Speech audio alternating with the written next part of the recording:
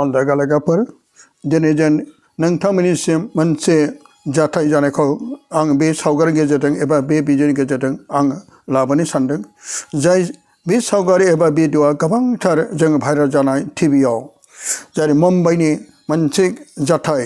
जाय मुम्बाइनि चेम्बार होननाय मोनसे गामियाव कालि मन्दिराव जाथाय जानाय जाय आइ मारियाम जिसुनि बिमा मारियामखौ लानानै दिनै जाय मन्दिराव दोननाय जादोंमोन आरो बे मन्दिराव दोननाय बे आइ मारियामनि मुसुखाखौ नाथाय सालाय खालामनानै खालि मुसुखा बायदि खालामनानै जाय फुजारिया दोनदोंमोन बेनि सोमोन्दै बे जायगायाव गेदेरथार दाङाबाजि दावराव जानायनि सोमोन्दै जों दा नुनो मोन्दों।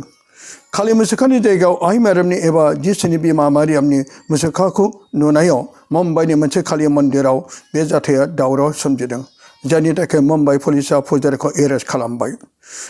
सोंनाय आरो फिननायाव मन्दिरनि फुजारिया बे गावनो बुङो सिमाङाव खालि मोदायजोआ आइ मारियामनि मुसुखाखौ दोननो थिनदों होननानै बे फिननायखौ होयो। जाथाया जादोंमोन बे बैथि बोसोर एबा 2025 मायथाइनि 22 नभेम्बर बेलासि 8:45 जायखौ बुङो बेलासि सम एबा मोनाबिलि समनि मुम्बाइनि चेम्बार होननाय मोनसे गामियाव कालि मन्दिराव बे जाथाया जादोंमोन। फुजारिनि मुङा रमेश जगेश्वरला। जेब्ला बे मन्दिराव खुलुमनो फैनायफ्रा कालि मन्दिराव मारियामनि मुसुखाखौ नुयो अब्ला बिसोर गोबांथार मानसिफ्रा बागदावखाङो आरो सोमोनाङो आरो दसे उनाव बे जाथाया खोनानाय लोगो लोगो दावराव जानो हमो। हिन्दु समाजनि गासै सुबुंफ्रा बे जायगायाव ज' जायो। खौरांखौ मोननाय लोगो लोगो माखासे मन्दिरनि फोथारिफ्रा बे जायगायाव नायनो फैयो आरो कालि मोदायजोनि मुसुखायाव मादार मेरिनि मुसुखाखौ नुयो। गासै फोथारिफ्रा नुनानै बिसोरो गोख्रैनो मन्दिरनि सालायगिरिफोरनो अजर होयो। बिसोरनि गेजेराव दान्दिसे उनाव दाङाबाजि जानो हमो, गावजों गाव दावराव दावसि जानो हमो आरो मन्दिरनि जाय फुजारिनि सायाव बिसोरो दाय हमनो हमो। खाथिनि हिन्दु समाजनि गासै मानसिफ्राबो सफैजोबो आरो बिसोरो बे दावरावजों लोगोसे बिसोर प्रटेस्ट खालामो। दसे उनाव पुलिसफ्रा बे जायगायाव सफैयो। जेब्ला फुजारिखौ हमनानै जेब्ला सोङो अब्ला बे समाव बे खालि मोदायजोखौ गावजों नुजानानै एबा दर्शन जानानै सिमाङाव मारियामनि मुसुखा दोननो थिनदों होननानै बे पुलिसनो रिपर्ट होयो। फोथायरिफोरनि गेजेराव धोरोमनि बेबायदि दावराव दावसि जायो आरो बिसोरो बुंनो हमो धोरोम सोलायहोनो आरो बेबायदिनो माखासे गोबां खोथा बाथ्राफोर लानानै बिसोरनि गेजेराव दाङाबाजि जानो हमो। मुम्बाइनि चेम्बारनि मोनसे खालि थानसालियाव फुजिग्राफ्रा बेखौ नुनानै गोबां मानसिफ्रा गोमोदोंमोन दि मोदायजोनि मुसुखाखौ मादार मेरिजों गोरोबनायनि थाखाय सिफायनाय जादों आरो पुलिसाबो मन्दिरनि फुजारिखौ खानाय जाबाय आरो बिजिरनि थाखाय बिसोरो बिजिरसालियाव बेखौ लांबाय। दा बिनि थाखाय बिजिरगासिनो दं। बे जाथाया शनिबारनि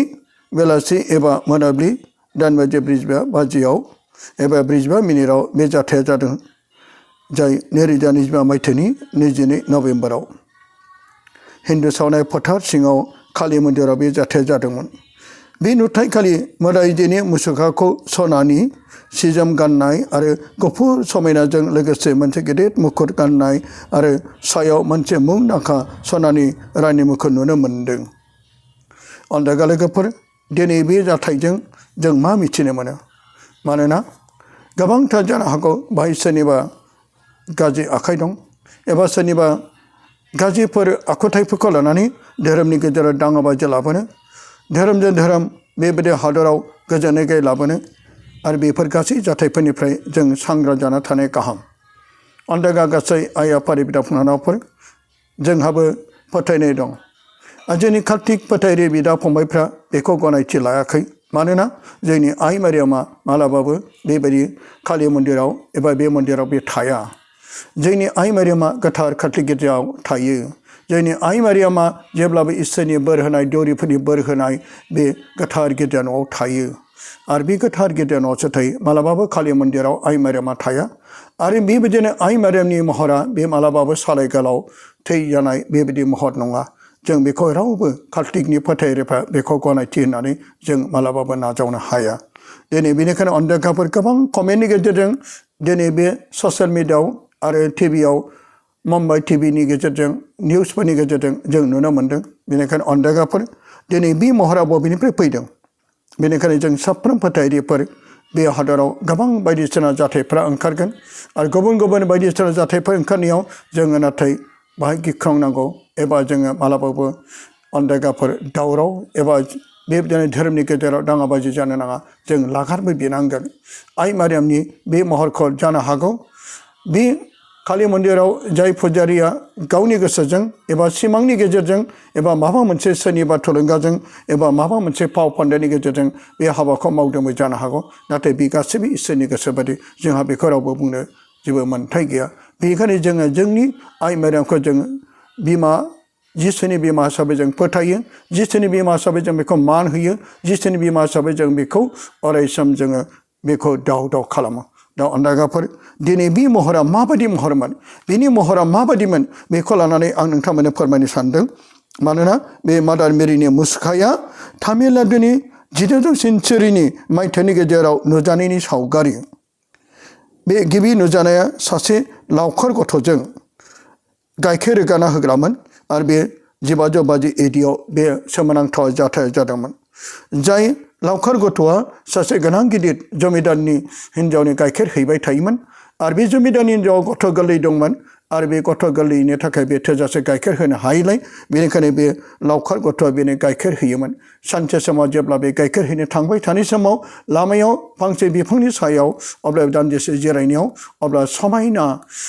बेबायदि महरै समायना जोंब्लावनायजों नख्राङाव बेबायदिनो गोबांथार गोजा गोथां गोमो समायना रमायनाजों महरजों आरो सोरगोनि बुंस' हायै बेबायदि देंखोजों बेबायदि समायना मोदोमफ्रुनायजों बेजों नुजाफैदोंमोन आइ मारियाम आरो आइ मारियामनि आखायाव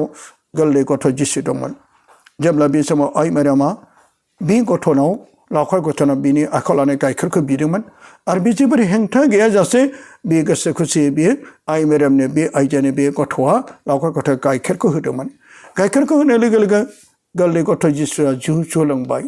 आरो बेनाव जेसेबां आग्लायदों बेखौ बे लाबाय जेब्ला बे गाइखेर इसेखौल' लानानै जमिदारनो हैनो थाङो नाथाय जमिदारा गाइखेरखौ मोनदोयैयाव बे गथ' गोरलैया गाबदों आहार उखैनाय गाबदों अब्ला इसेल' गाइखेरखौ सफैनायाव अब्ला नों मानो गोबाव खालामा नों मानो देरि खालामा आंनि गथ'आ जेरै गाबगासिनो दं आरो नै इसेल' गाइखेरखौ नों मा खालामखो बहा फानबोखो सोरनो मा खालामखो अब्ला बे समाव बियो खोन्थादोंमोन बैयाव सासे आइजो गावनि फिसानि थाखाय बिनो आं बेखौ होबोनाय जाबाय नाथाय जमिदारा बेखौ मिथिया दानिसोना बे इसेल' मोननाय गाइखेरखौ थिंख्लियाव दोनबाय नाथाय इसोरनि गेदेर अननाय समायनाय बे गाइखेरा दानिसोना उसिफावजोब्बाय आरो बे गेदेर सोमोनांथाव मिराकेलखौ नुनानै अब्ला जमिदारा बुंबाय बबे जायगायावमोन नों बे गाइखेरखौ होबोनाया अब्ला बे जायगायाव बे लाबोबाय आरो बे जायगायावनो जमिदाराबो नुनो मोनबाय आइ मारियामनि गेदेर अननाय बे गिबि सोमोनांथाव जानाया अनदायगाफोर जेरै तामिलनाडुनि जेरै बैलांखेनाव जाथाया जादोंमोन नैथि सोमोनांथाव जादों सासे लेंग्रा गथ' थाबायनो हायै बेबो गाइखेर दाखा फानग्रा आइ मारियामा गावनि गथ' जिसुखौ बामनानै बेजोंबो नुजादोंमोन आरो जेब्ला बिनि गाइखेर दाखा फाननायखौ बे गावनि गथ' जिसुनो आइ मारियामा बिनायाव अब्ला बे थाबायनो हायै बे गाइखेर दाखा फानग्रा गथ'आ बे हौवासाया अब्ला बेनोबो होबाय आरो जेब्ला बेखौ गाइखेर दाखाखौ लोंनायनि उनावहाय बिनि गेदेर अननायखौ नुनानै बे थाबायनो हायै बै गथ'खौ आइ मारियामा आरो बे जायगायाव बिनि आथिङाव सोमोनांथाव अननायजों बेखौ बे समावनो बे मुगायावनो बेखौ थाबायहोबाय आरो बे नैथि सोमोनांथाव जादोंमोन बे तामिलनाडुनि बैलांखेनायाव अनदायगाफोर बे नैथि सोमोनांथाव आरो बेजों लोगोसे थामथि सोमोनांथाव बेनोदि माखासे पर्तुगिसफ्रा जाहाजाव खामानि मावग्राफोरखौ ज' लानानै जेब्ला बिसोरो मोनसे हादरनिफ्राय मोनसे हादराव जाहाजनि गेजेरजों बिथांमोना फालांगिरिनि थाखाय दावबायनायाव हरखाब बिसोरनि बे जाहाजा बारहुंखाजों सागरनि दोहौजों अब्ला बुसोमनायाव बिसोर गोबां गावनि जिउखौ बासायनायखौ गाबख्रावबाय बे गाबख्रावनायावबो नाथाय बिसोरबो राहा गैला बिसोरो जाहाजा गोदोलांसिगोन बारहुंखाजों आरो लोगोसे सागरनि दोहौजों बे समाव नाथाय केप्टेना बे गावनि गाहायाव फैनानै आइ मारियामनि मुसुखायाव बियो गोबानानै बे गाबै बुंदोंमोन अ आइ मारियाम नों जोंनि थाखाय जिसुना बिसना होदो अ आइ मारियाम जोंनि थाखाय गाबख'दो जों राहा गैला जों थैसिगोन जोंनि जाहाजा गोदोलांसिगोन जाहाजाव बे गिथाव बाथाव बारहुंखा सागरनि दोहौजों जोंनि बे जाहाजा थेर बेथेर जाजोबसिगोन अब्ला बे समाव केप्टेना जेब्ला गाबै आइ मारियामनि मुसुखाखौ लानानै जेब्ला बियो गोबानानै गाबो दान्दिसे उनाव बिमा मारियामनि अननायजों नैबे जाहाजाव थानाय जाहाजा दिदोम जाबाय बारहुंखा दलद थाबाय आरो बे समाव बे गेदेर आइ मारियामनि अननायजों जाहाजा जेरै दिदोम आरो बेजों सागरा दिदोम बारहुंखा दलद थानायखौ नुनानै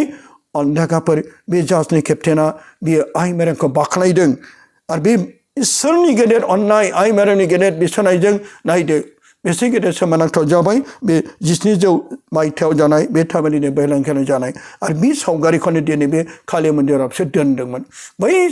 नोंथांमोना मालाबा थाङोब्ला बैलांखायाव थाङोब्ला नैबे होनाय सावगारिखौ बे मुसुखाखौ बै चेन्नाइनि बैलांखायाव एबा तामिलनाडुआव नुनो मोनगोन बेनिखायनो अन्धागाफोर दिनै बे आइ मारियामा मालाबाबो कालि मन्दिराव थाया आरो दिनै आइ मारियामा इसोरनि बोर मोननाय गोथार गिर्जानाव थायो बेनिखायनो नैबे जानाय जाथाया नंगौ नाथाय बे जाथाया सोरबा फुजारिजों एबा सोरबा सुबुंनि गेजेरजों दोनजादोंब्लाबो जों नाथाय बेखौ खाथि फोथायरा बेखौ गनायाखै आरो बे जोङो बे दावराव दावसिनि थाखाय बे दाङाबाजिनि थाखाय इसोरासो मिथिगौ इसोरनि गोसो बायदि जाथों नाथाय जोंनि गोसो बायदि दा जाथों अन्धागाफोर फै बेनिखायनो बे गासैबो हादराव सान्थि आरो गोजोननाय फैनाय बायदि हादराव अनलायनाय फैनाय बायदि धोरोमनि दाङाबाजि जायाजासेनो अनलायनाय खौसेथि थानो हानाय बायदि जोङो बिनि दिनै आर'ज खालामदिनो गोजोन्थों